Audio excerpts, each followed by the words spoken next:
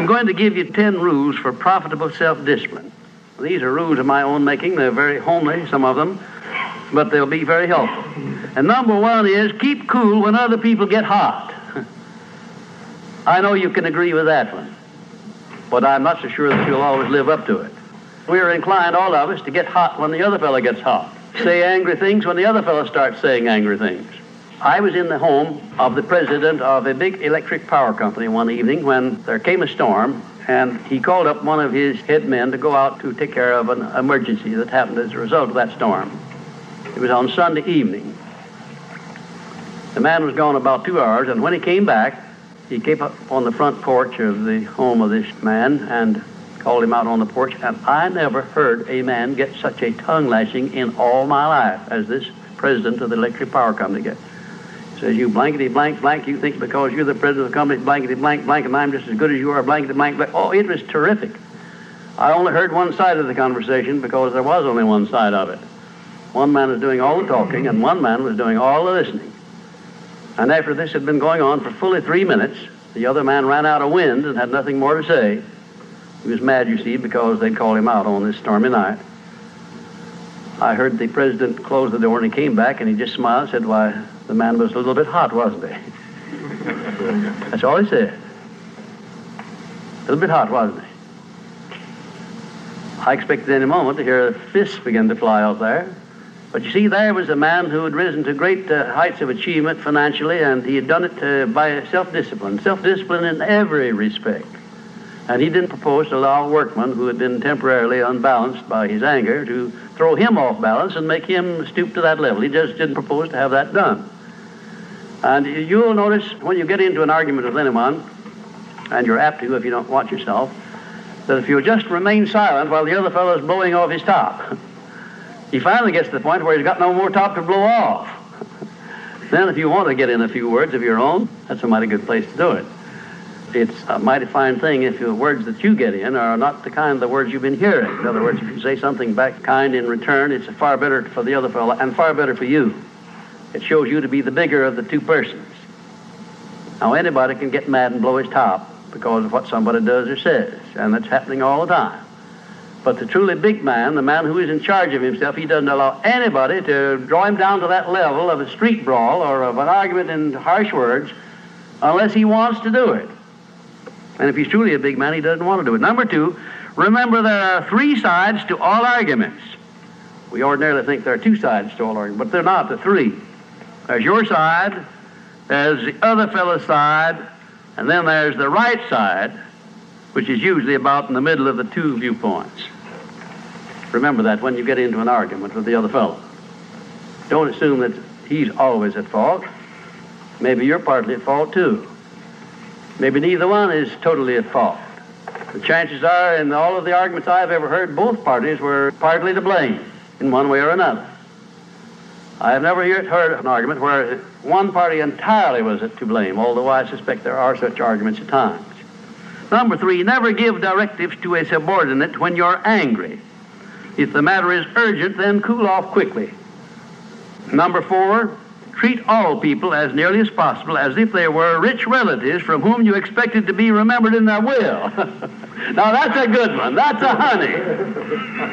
That is a honey. If you just do that, treat all people as if they were rich relatives from whom you expected to inherit something at their death. And you can do that. You know, if you had a rich relative that had $1 million he was going to leave to you, or you suspected he was going to, it wouldn't make very much difference what he said or did. He would never throw you off balance. You'd never talk back to him, would you? Of course you wouldn't. You'd be quite silly if you did. Keeping quiet for $1 million seems to me to be a very easy price to pay. Number 5, look for the seed of an equivalent benefit in every unpleasant circumstance with which you meet, no matter what the unpleasant circumstance is. Make it a point to discipline yourself so that you look for that seed of an equivalent benefit, and you start looking in connection with the circumstance. Don't wait a week or two till you've all worked yourself up about it. Start right in where you stand. It'll lessen the blow. It'll lessen the hurt of the wound, whatever it happens to be, if you start looking for that seed of an equivalent benefit. And number 6, learn the almost forgotten art of asking questions and then listening to the answers instead of getting the other fellow told off. It gives you an awful lot of satisfaction when you're angry to get the other fellow told, doesn't it?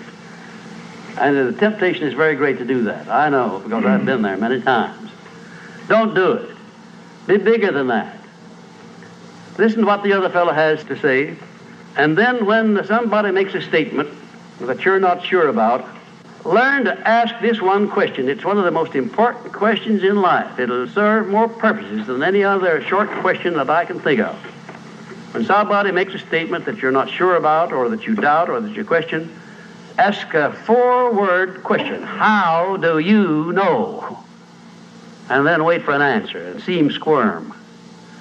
Oftentimes there is no answer. People make wild statements that they can't back up. And instead of getting into an argument and making an incident out of the matter and getting yourself worked up into an argument, let the other fellow stew in his own fat by putting him over the barrel. But that question, how do you know? I had a clergyman in my class once who was very, well, I just don't know exactly how to describe him. He was a fanatic, you might say, on the subject of religion. And he was sure that he knew exactly what was going to happen to me after death. He said so in no uncertain terms, not in the class, but in a private conversation. And he raved and ranted for quite a little while about it. And when he got through, I said, how do you know, parson? And that really put him over the barrel. He said, that's the way I feel about it. That's my faith. I said, well, now, having belief and faith is one thing, but having evidence is something else again. How do you know what's going to happen to me after I die? I don't know, and I doubt that you do. How do you know? Well, he never did give me a satisfactory answer. There are a lot of questions that come up in life in connection with which, if you'll ask that one thing, how do you know, you'll find that the other fellow will be off balance, and you don't need to make an incident out of what he says. You don't need to get mad at what he says. 7, never say or do anything which may influence another person without first asking yourself this question: will it benefit him or hurt him? And if it will hurt him, don't do it. Don't say anything or do anything that would hurt another person under any circumstances, no matter how much he may deserve it. Exercise self-discipline. Don't do that, because if you hurt another man, you're going to hurt yourself 10 times as much at least, because that hurt will come back on you. I don't care who you are nor what circumstances you're working under or living under. If you hurt another person, you will be hurt 10 times as much. And if the hurt doesn't come immediately, the rate of interest on that is compound interest on compound interest, and it'll be 100 times as great if you wait long enough.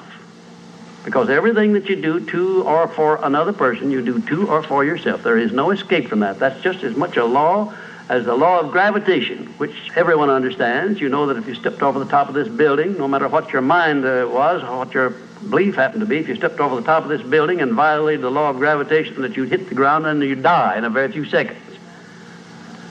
And this law, which brings you back that which you send out, is just as inevitable, just as inexorable as the law of gravitation or any other of nature's laws.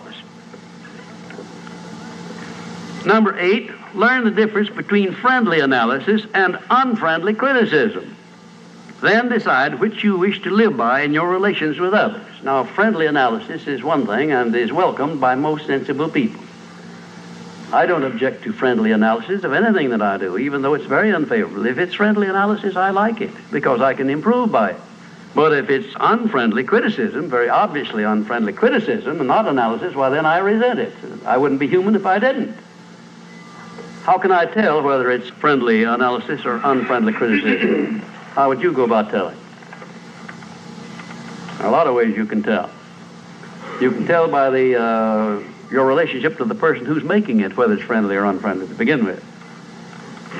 If it's an enemy, obviously I discount it right off the bat, because you almost know it's going to be unfriendly criticism. I can tell also by the tone of voice in which he does it, by the manner in which he does it.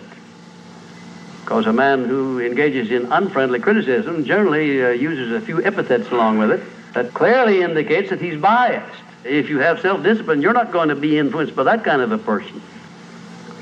And number 9, remember that a good leader in any calling is one who can take orders as cheerfully as he gives them.